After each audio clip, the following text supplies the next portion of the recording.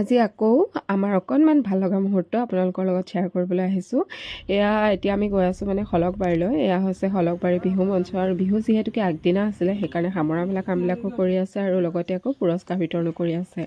আৰু এতিয়া এইফালে আমাৰ সৃষ্টিক প্ৰাইজটো দিছে, আৰু ময়ো এই ভাল লগা মুহূৰ্তখন অকণমান ভিডিঅ' কৰি ৰাখিছোঁ।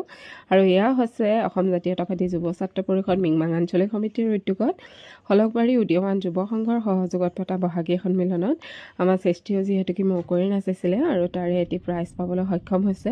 আৰু এতিয়া আমি এইফালে প্ৰাইজটো লৈ মেলি আহি আছোঁ। আমি মানে গৈ আছোঁ এতিয়া পদুমণি বহাগী সন্মিলনলৈ, আৰু সেইটো কাৰণে মানে বিহু ড্ৰেছতে অহা হ'ল।